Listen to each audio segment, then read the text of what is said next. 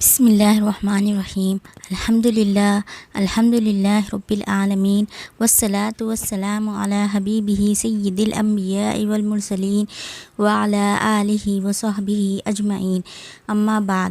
السلام علیکم ورحمۃ اللہ وبرکاتہ۔ خوش آمدید ناظرین۔ آج ہم قرآن شریف کا ترجمہ اور تفسیر جانیں گے انشاءاللہ تعالی۔ جب تک ہم قرآن کریم کو سمجھیں گے نہیں تب تک ہم درست طور پر عمل نہیں کر سکیں گے، اسی لیے آسان اردو میں قرآن کریم کا ترجمہ اور تفسیر انشاءاللہ ہم جانیں گے تاکہ ہم قرآن کو اچھی طرح سمجھیں اور اس پر عمل کریں۔ تو سب سے پہلے سورہ فاتحہ سے ہم شروع کریں گے، جو کہ قرآن کریم کی پہلی سورت ہے۔ اس سے پہلے ہم قرآن شریف کے فضائل کو جانیں گے۔ حضور پاک صلی اللہ علیہ وسلم نے ارشاد فرمایا، ترمذی کی روایت ہے، افضل العبادتی قراءۃ القرآن، قرآن کی تلاوت بہترین عبادت ہے۔ بخاری شریف کی روایت ہے، خیرکم من تعلم القرآن وعلمہ، تم میں سے بہترین شخص وہ ہے جو قرآن کریم کو سیکھے اور دوسروں کو سکھائے۔ معجم الکبیر میں حدیث پاک ہے، نبی کریم صلی اللہ علیہ وسلم نے ارشاد فرمایا، جس شخص نے قرآن پاک سیکھا اور سکھایا اور جو کچھ قرآن پاک میں ہے اس پر عمل کیا، قرآن شریف اس کی شفاعت کرے گا اور جنت میں لے جائے گا۔ سبحان اللہ۔ جمع الجوامع السیوطی میں ہے کہ حضرت سیدنا انس رضی اللہ تعالیٰ عنہ سے روایت ہے کہ جس شخص نے قرآن مجید کی ایک آیت یا دین کی کوئی سنت سکھائی، قیامت کے دن اللہ تعالیٰ اس کے لیے ایسا ثواب تیار فرمائے گا کہ اس سے بہتر ثواب کسی کے لیے بھی نہیں ہوگا۔ جمع الجوامع میں حدیث پاک ہے، رسول کریم صلی اللہ علیہ وسلم نے فرمایا، جس نے قرآن کریم کی ایک آیت سکھائی اس کے لیے سیکھنے والے سے ڈبل ثواب ہے۔ ایک اور حدیث پاک میں ہے، جمع الجوامع میں نبی کریم صلی اللہ علیہ وسلم نے ارشاد فرمایا، جس نے قرآن کریم کی ایک آیت سکھائی، جب تک اس آیت کی تلاوت ہوتی رہے گی اس کے لیے ثواب جاری رہے گا۔ سبحان اللہ۔ آئیے اب ہم سورہ فاتحہ شروع کرتے ہیں ترجمہ اور تفسیر کے ساتھ۔ اعوذ باللہ من الشیطان الرجیم، میں اللہ کی پناہ چاہتی ہوں شیطان مردود سے۔ بسم اللہ الرحمن الرحیم، اللہ کے نام سے شروع جو نہایت ہی مہربان اور رحم فرمانے والا ہے۔ حضور اکرم صلی اللہ علیہ وسلم نے فرمایا کہ ہر کام بسم اللہ سے شروع کرو، بلکہ یہاں تک فرمایا، دروازہ بند کرو تو اللہ کا نام لو، روشنی بجھاؤ تو اللہ کا نام لو، اپنے برتن کو ڈھانپو تو اللہ کا نام لو، اپنے مشک کا منہ باندھو تو اللہ کا نام لو۔ مقصد یہ ہے کہ ہر کام چھوٹا ہو چاہے بڑا ہو، کرتے وقت اللہ تعالیٰ کا نام لینے کی عادت ہو جائے، اس کی برکت سے مشکلیں آسان ہو جائیں گی۔ جب اسے ہر کام کرتے وقت اللہ کا نام لینے کی عادت ہو جائے گی تو وہ ہر ایسے کام کرنے سے رک جائے گا جس میں اس کے رب تعالیٰ کی ناراضگی ہو۔ سورہ فاتحہ کے بارے میں چند معلومات۔ قرآن کریم کی پہلی سورت ہے جو مختصر ہے لیکن معنی سے لبریز ہے، جس کو نبی کریم صلی اللہ علیہ وسلم نے متعدد ناموں سے یاد فرمایا ہے۔ پہلا الفاتحہ، رحمت و حکمت کے خزانے کھولنے والی۔ دوسرا نام فاتحۃ الکتاب، قرآن حکیم کے سربستہ رازوں کی کلید۔ تیسرا ام القرآن، حقائق قرآنی کا ماخذ و منبع۔ چوتھا السبع المثانی، بار بار دہرائے جانے والی 7 آیتیں۔ پانچواں الشفا، جسمانی اور روحانی بیماریوں کا تریاق۔ یہ سورہ پاک مکہ مکرمہ میں نازل ہوئی، اس کا ایک رکوع ہے، 7 آیتیں ہیں۔ اس کے الفاظ کی تعداد 25 ہے اور حروف کی تعداد 123 ہے۔ الحمد للہ رب العالمین، تمام تعریفیں خوبیاں اللہ کے لیے ہیں جو تمام عالموں کا رب ہے۔ الحمدللہ، سب تعریفیں اللہ کے لیے ہیں، یعنی ہر طرح کے حمد اور تعریف کا مستحق اللہ تعالیٰ ہے، کیونکہ اللہ تعالیٰ کمال کی تمام صفات کا جامع ہے۔ اللہ تعالیٰ کی حمد و ثنا کرنے کے فضائل۔ احادیث میں اللہ تعالیٰ کی حمد و ثنا کرنے کے بہت فضائل بیان کیے گئے ہیں، ان میں سے کچھ یہ ہیں۔ پہلا حضرت انس بن مالک رضی اللہ عنہ سے روایت ہے، مسلم شریف کی روایت ہے، نبی کریم صلی اللہ علیہ وسلم نے ارشاد فرمایا، اللہ تعالیٰ بندے کی اس بات سے خوش ہوتا ہے کہ وہ کچھ کھائے تو اللہ تعالیٰ کی حمد کرے اور کچھ پیے تو اللہ تعالیٰ کی حمد کرے۔ سبحان اللہ۔ ابن ماجہ میں روایت ہے، حضرت جابر بن عبداللہ رضی اللہ تعالیٰ عنہ سے روایت ہے، حضور پرنور صلی اللہ علیہ وسلم نے ارشاد فرمایا، سب سے افضل ذکر لا الہ الا اللہ ہے اور سب سے افضل دعا الحمدللہ ہے۔ ابن ماجہ میں روایت ہے، حضرت انس بن مالک رضی اللہ عنہ سے حضور اقدس صلی اللہ علیہ وسلم نے فرمایا، جب اللہ تعالیٰ اپنے بندے پر کوئی نعمت نازل فرماتا ہے اور وہ نعمت ملنے پر الحمدللہ کہتا ہے تو یہ حمد اللہ تعالیٰ کے نزدیک اس دی گئی نعمت سے زیادہ افضل ہے۔ سبحان اللہ۔ للہ، اللہ کے لیے۔ اللہ اس ذات اعلیٰ کا نام عظمت والا نام ہے جو تمام کمال والی صفتوں کی جامع ہے، اور بعض مفسرین نے اس لفظ کے معنی بھی بیان کیے ہیں، جیسے اس کا ایک معنی ہے عبادت کا مستحق، دوسرا معنی ہے وہ ذات جس کی معرفت میں عقل حیران ہے، تیسرا معنی ہے وہ ذات جس کی بارگاہ میں سکون حاصل ہوتا ہے، اور چوتھا معنی ہے وہ ذات کی مصیبت کے وقت جس کی پناہ تلاش کی جائے۔ بیضاوی شریف میں یہ روایت موجود ہے۔ رب العالمین، جو سارے جہاں والوں کا مالک ہے۔ لفظ رب کے کئی معنی ہیں، جیسے سید، مالک، معبود، ثابت، مصلح اور بتدریج مرتبہ کمال تک پہنچانے والا۔ اور اللہ تعالیٰ کے علاوہ ہر موجود چیز کو عالم کہتے ہیں اور اس میں تمام مخلوقات داخل ہیں۔ مالکی یوم الدین، مالک کہتے ہیں وہ ہستی جو اپنے ملک میں جو چاہے کر سکے۔ قرآن نے فرمایا، وہ مالک و مختار ہے، وہ ہر چیز جن و ان سب اس کی ملکیت میں ہے، جیسے چاہے ان سے سلوک فرمائے گا۔ اگر مجرم کو سزا دینا چاہے تو اسے کوئی روک نہیں سکتا، اور اگر بخشش چاہے تو اسے کوئی ٹوک نہیں سکتا۔ دین کا معنی حساب اور جزا ہے۔ ایاک نعبد و ایاک نستعین، ہم تیری ہی عبادت کرتے ہیں اور تجھ ہی سے مدد چاہتے ہیں۔ اس سے پہلی آیات میں بیان ہوا کہ ہر طرح کے حمد و ثنا کا حقیقی مستحق اللہ تعالیٰ ہے، جو کہ سب جہانوں کا پالنے والا، بہت مہربان اور رحم فرمانے والا ہے۔ اور اس آیت سے بندوں کو سکھایا جا رہا ہے کہ اللہ تعالیٰ کی بارگاہ میں اپنی بندگی کا اظہار یوں کرو کہ اے اللہ، ہم صرف تیری ہی عبادت کرتے ہیں، کیونکہ عبادت کا مستحق صرف تو ہی ہے، اور تیرے علاوہ اور کوئی اس لائق ہی نہیں کہ اس کی عبادت کی جا سکے، اور حقیقی مدد کرنے والا بھی تو ہی ہے۔ تیری اجازت و مرضی کے بغیر کوئی کسی قسم کی ظاہری، باطنی، جسمانی، روحانی، چھوٹی بڑی کوئی مدد نہیں کر سکتا۔ عبادت اور تعظیم میں فرق۔ عبادت کا مفہوم بہت واضح ہے، سمجھنے کے لیے اتنا ہی کافی ہے کہ کسی کو عبادت کے لائق سمجھتے ہوئے اس کی کسی قسم کی تعظیم کرنا عبادت کہلاتا ہے، اور اگر عبادت کے لائق نہ سمجھے تو وہ صرف تعظیم ہوگی، عبادت نہیں کہلائے گی۔ جیسے نماز میں ہاتھ باندھ کر کھڑا ہونا عبادت ہے، لیکن یہی نماز کی طرح ہاتھ باندھ کر کھڑا ہونا استاد یا پیر یا ماں باپ کے سامنے ہو تو صرف تعظیم ہے، عبادت نہیں۔ دونوں میں فرق وہی ہے، یعنی عبادت سمجھ کر کی جائے تو وہ ویسا ٹہرنا عبادت کہلائے گا، اور اگر عبادت نہ سمجھی جائے، صرف کھڑا ہونا ہے تعظیم کے لیے، تو وہ تعظیم ہوگا۔ آیت ایاک نعبد سے معلوم ہونے والی اہم باتیں۔ آیت میں جمع کے صیغے ہیں، جیسے ہم تیری ہی عبادت کرتے ہیں۔ اس سے معلوم ہوا کہ نماز جماعت کے ساتھ ادا کرنی چاہیے، اور دوسروں کو بھی عبادت کرنے میں شریک کرنے کا فائدہ یہ ہے کہ گناہ گاروں کی عبادتیں اللہ تعالیٰ کی بارگاہ کے محبوب اور مقبول بندوں کی عبادتوں کے ساتھ جمع ہو کر قبولیت کا درجہ پا لیتی ہے۔ نیز یہ بھی معلوم ہوا کہ اللہ تعالیٰ کی بارگاہ میں اپنی حاجت عرض کرنے سے پہلے اپنی بندگی کا اظہار کرنا چاہیے۔ امام عبداللہ بن احمد نصفی رحمۃ اللہ علیہ فرماتے ہیں، عبادت کو مدد طلب کرنے سے پہلے ذکر کیا گیا، کیونکہ حاجت طلب کرنے سے پہلے اللہ تعالیٰ کی بارگاہ میں وسیلہ پیش کرنا قبولیت کے زیادہ قریب ہے۔ اللہ تعالیٰ کی بارگاہ میں وسیلہ پیش کرنے کی برکت۔ ہر مسلمان کو چاہیے کہ وہ اللہ تعالیٰ کی بارگاہ میں کسی کا وسیلہ پیش کر کے اپنی حاجات کے لیے دعا کیا کرے، تاکہ اس وسیلے کے صدقے دعا جلد مقبول ہو جائے۔ اور اللہ تعالیٰ کی بارگاہ میں وسیلہ پیش کرنا قرآن و حدیث سے ثابت ہے۔ چنانچہ وسیلے کے بارے میں اللہ تعالیٰ ارشاد فرماتا ہے، یا ایھا الذین آمنوا اتقوا اللہ وابتغوا الیہ الوسیلہ، اے ایمان والو اللہ سے ڈرو اور اس کی طرف وسیلہ ڈھونڈو۔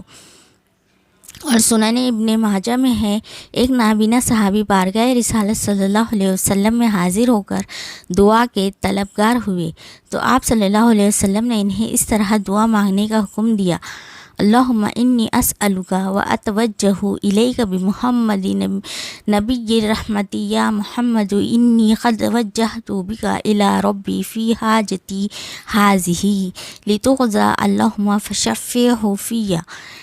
اے اللہ، میں تجھ سے سوال کرتا ہوں اور تیری طرف نبی رحمت حضرت محمد صلی اللہ علیہ وسلم کے ساتھ متوجہ ہوتا ہوں۔ اے محمد صلی اللہ علیہ وسلم، میں نے آپ صلی اللہ علیہ وسلم کے وسیلے سے اپنے رب کی طرف اپنی اس حاجت میں توجہ کی تاکہ میری حاجت پوری کر دی جائے۔ اے اللہ، بس تو میرے لیے حضور صلی اللہ علیہ وسلم کی شفاعت قبول فرما۔ وَإِيَّاكَ نَسْتَعِينُ، اور تجھ ہی سے مدد چاہتے ہیں۔ اس آیت میں بیان کیا گیا کہ مدد طلب کرنا خواہ واسطے کے ساتھ ہو یا واسطے کے بغیر ہو، ہر طرح سے اللہ تعالیٰ کے ساتھ خاص ہے، اور اللہ تعالیٰ کی ذات ہی ایسی ہے جس سے حقیقی طور پر مدد طلب کی جائے۔ اعلیٰ حضرت امام احمد رضا خان رحمۃ اللہ علیہ فرماتے ہیں، حقیقی مدد طلب کرنے سے مراد یہ ہے کہ جس سے مدد طلب کی جائے اسے بذات قادر، مستقل مالک اور غنی بے نیاز جانا جائے، کہ وہ اللہ تعالیٰ کی عطا کے بغیر خود اپنی ذات سے اس کام یعنی مدد کرنے کی قدرت رکھتا ہے۔ اللہ تعالیٰ کے علاوہ کسی اور کے بارے میں یہ عقیدہ رکھنا ہر مسلمان کے نزدیک شرک ہے، اور کوئی مسلمان اللہ تعالیٰ کے علاوہ کسی اور کے بارے میں ایسا عقیدہ نہیں رکھتا۔ اور اللہ تعالیٰ کے مقبول بندوں کے بارے میں مسلمان یہ عقیدہ رکھتا ہے کہ وہ اللہ تعالیٰ کی بارگاہ تک پہنچنے کے لیے واسطہ اور حاجت پوری ہونے کا وسیلہ اور ذریعہ ہے۔ تو جس طرح حقیقی وجود کے کسی کے پیدا کیے بغیر خود اپنی ذات سے موجود ہونا اللہ تعالیٰ کے ساتھ خاص ہے، اس کے باوجود کسی کو موجود کہنا اس وقت تک شرک نہیں جب تک وہی حقیقی وجود مراد نہ لیا جائے۔ یوں ہی حقیقی علم کے کسی کی عطا کے بغیر خود اپنی ذات سے ہو، اور حقیقی تعلیم کے کسی چیز کی محتاجی کے بغیر از خود کسی کو سکھانا اللہ تعالیٰ کے ساتھ خاص ہے۔ اس کے باوجود دوسرے کو عالم کہنا یا اس سے علم طلب کرنا اس وقت تک شرک نہیں ہو سکتا جب تک وہی اصلی معنی مقصود نہ ہو۔ تو اسی طرح کسی سے مدد طلب کرنے کا معاملہ ہے کہ اس کا حقیقی معنی اللہ تعالیٰ کے ساتھ خاص ہے، اور وسیلہ واسطہ کے معنی میں اللہ تعالیٰ کے علاوہ کے لیے ثابت ہے اور حق ہے، کہ بلکہ یہ معنی تو غیر خدا ہی کے لیے خاص ہے، کیونکہ اللہ تعالیٰ وسیلہ اور واسطہ بننے سے پاک ہے۔ اس سے اوپر کون ہے کہ یہ اس کا طرف وسیلہ ہوگا، اور اس کے سوا حقیقی حاجت روا کون ہے کہ یہ بیچ میں وسیلہ واسطہ بنے گا۔ ایک اعتراض کیا گیا ہے، وہ اعتراض یہاں پر ذکر نہیں، اس کا جواب یوں دیتے ہیں، یہ نہیں ہو سکتا کہ خدا سے توسل کر کے اسے کسی کی یہاں وسیلہ ذریعہ بنایا جائے۔ اس وسیلہ بننے کو ہم اولیاء کرام سے مانگتے ہیں کہ وہ دربار الہی میں ہمارا وسیلہ ذریعہ اور قضائے حاجات کا واسطہ ہو جائیں۔ اس بدعقیدے کا سوال کا جواب اللہ تعالیٰ کی اس آیت کریمہ میں دیا گیا ہے، وَلَوْ أَنَّهُمْ إِذْ ظَلَمُوا أَنفُسَهُمْ جَاءُوكَ فَاسْتَغْفَرُوا اللَّهَ وَاسْتَغْفَرَ لَهُمُ الرَّسُولُ لَوَجَدُوا اللَّهَ تَوَّابًا رَحِيمًا۔ اور جب وہ اپنی جانوں پر ظلم یعنی گناہ کر کے تیرے پاس حاضر ہوں اور اللہ سے معافی چاہیں اور معافی مانگیں ان کے لیے رسول، تو بے شک اللہ کو توبہ قبول کرنے والا مہربان پائیں گے۔ کیا اللہ تعالیٰ اپنے آپ نہیں بخش سکتا؟ پھر کیوں یہ فرمایا کہ اے نبی تیرے پاس حاضر ہوں اور تو ان سے ان کی بخشش چاہیں تو یہ دولت و نعمت پائیں؟ یہی ہمارا مطلب ہے جو قرآن کی آیت صاف ظاہر ہے۔ اللہ تعالیٰ کی عطا سے بندوں کا مدد کرنا اللہ تعالیٰ ہی کا مدد کرنا ہوتا ہے۔ یاد رہے، اللہ تعالیٰ اپنے بندوں کو دوسروں کی مدد کرنے کا اختیار دیتا ہے، اور اس اختیار کی بنا پر ان بندوں کا مدد کرنا اللہ تعالیٰ ہی کا مدد کرنا ہوتا ہے۔ جیسے غزوہ بدر میں فرشتوں نے آ کر صحابہ کرام رضی اللہ تعالیٰ عنہم کی مدد کی، لیکن اللہ تعالیٰ نے ارشاد فرمایا وَلَقَدْ نَصَرَكُمُ اللَّهُ بِبَدْرٍ وَأَنْتُمْ أَذِلَّةٌ، اور بے شک اللہ نے بدر میں تمہاری مدد کی جب تم بالکل بے سر و سامان تھے۔ یہاں فرشتوں کی مدد کو اللہ تعالیٰ کی مدد کہا گیا۔ اس کی وجہ یہی ہے کہ فرشتوں کو مدد کرنے کا اختیار اللہ تعالیٰ کے دینے سے ہے، تو حقیقتاً یہ اللہ تعالیٰ ہی کی مدد ہوئی۔ یہی معاملہ انبیاء اکرام علیہ السلام اور اولیاء اعظام علیہ الرحمہ کا ہے کہ وہ اللہ تعالیٰ کی عطا سے مدد کرتے ہیں، اور حقیقتاً وہ مدد اللہ تعالیٰ کی ہوتی ہے۔ جیسے حضرت سلیمان علیہ السلام نے اپنے وزیر حضرت آصف بن برخیار رضی اللہ عنہ سے تخت لانے کا فرمایا، اور انہوں نے پلک جھپکنے میں تخت حاضر کر دیا۔ اس پر انہوں نے فرمایا ھذا من فضل ربی، یہ میرے رب کے فضل سے ہے۔ اور تاجدار رسالت صلی اللہ علیہ وسلم کی سیرت مبارکہ میں مدد کرنے کی تو اتنی مثالیں موجود ہیں کہ اگر سب جمع کی جائیں تو ایک ضخیم کتاب مرتب ہو سکتی ہے۔ ان میں سے چند مثالیں یہ ہیں۔ صحیح بخاری میں ہے، نبی کریم صلی اللہ علیہ وسلم نے تھوڑے سے کھانے سے پورے لشکر کو سیر کیا۔ اور ایک بخاری شریف کی روایت ہے، آپ صلی اللہ علیہ وسلم نے دودھ کے ایک پیالے سے 70 صحابہ کو سیراب کر دیا۔ ایک روایت میں ہے بخاری شریف کی، انگلیوں سے پانی کے چشمے جاری کر کے 1400 یا اس سے بھی زیادہ افراد کو سیراب کر دیا۔ الخصائص الکبریٰ میں روایت ہے، لعاب دہن سے بہت سے لوگوں کو شفا عطا فرمائی، اور یہ تمام مددیں چونکہ اللہ تعالیٰ کی عطا کردہ طاقت سے تھی، لہذا سب اللہ تعالیٰ کی ہی مدد ہے۔ اس میں اللہ تعالیٰ ہی نے مدد کی ہے، اللہ تعالیٰ ہی حقیقی مدد کرنے والا ہے۔ اہدنا الصراط المستقیم، ہم کو سیدھا راستہ چلا۔ اہدنا الصراط المستقیم، ہمیں سیدھا راستے پر چلا۔ اللہ تعالیٰ کی ذات صفات کی معرفت کے بعد اس کی عبادت اور حقیقی مددگار ہونے کا ذکر کیا گیا، اور اب یہاں سے ایک دعا سکھائی جا رہی ہے، ہمیں سیدھا راستہ دکھا، اب ہماری اس راستے کی طرف ہدایت میں اضافہ فرما اور ہمیں اس پر ثابت قدم رکھ۔ صراط مستقیم کا معنی، صراط مستقیم سے مراد عقائد کا سیدھا راستہ ہے جس پر تمام انبیاء کرام علیہ السلام چلے، یا اس سے مراد اسلام کا سیدھا راستہ ہے جس پر صحابہ اکرام رضی اللہ تعالیٰ عنہم، بزرگان دین اور اولیاء اکرام رحمہم اللہ تعالیٰ عنہم چلے، جیسا کہ اگلی آیت میں موجود ہے، اور یہ راستہ اہل سنت کا ہے۔ آج تک اولیاء اکرام رحمۃ اللہ تعالیٰ علیہم صرف اسی مسلک اہل سنت میں گزرے ہیں، اور اللہ تعالیٰ نے انہی کے راستے پر چلنے اور انہی کے ساتھ ہونے کا فرمایا ہے۔ فرمان باری تعالیٰ ہے، یا ایھا الذین آمنوا اتقوا اللہ وکونوا مع الصادقین، اے ایمان والو اللہ سے ڈرو اور سچوں کے ساتھ ہو جاؤ۔ حضرت انس رضی اللہ تعالیٰ عنہ سے روایت ہے، سید المرسلین صلی اللہ علیہ وسلم نے ارشاد فرمایا، بے شک میری امت کبھی گمراہی پر جمع نہیں ہوگی، اور جب تم لوگوں میں اختلاف دیکھو تو تم پر لازم ہے کہ سواد اعظم یعنی مسلمانوں کے بڑے گروہ جماعت کے ساتھ ہو جاؤ۔ حضرت عبداللہ بن عمر رضی اللہ تعالیٰ عنہما سے روایت ہے، نبی اکرم صلی اللہ علیہ وسلم نے ارشاد فرمایا، بنی اسرائیل 72 فرقوں میں تقسیم ہو گئے تھے، اور میری امت 73 فرقوں میں تقسیم ہو جائے گی، ان میں سے ایک کے علاوہ سب جہنم میں جائیں گے۔ صحابہ کرام رضی اللہ تعالیٰ عنہم نے عرض کی، یا رسول اللہ صلی اللہ علیہ وسلم، نجات پانے والا فرقہ کون سا ہے؟ ارشاد فرمایا، وہ اس طریقے پر ہوگا جس پر میں اور میرے صحابہ ہیں۔ ترمذی شریف میں یہ روایت موجود ہے۔ ہدایت آیت اہدنا الصراط المستقیم سے معلوم ہونے والے احکام۔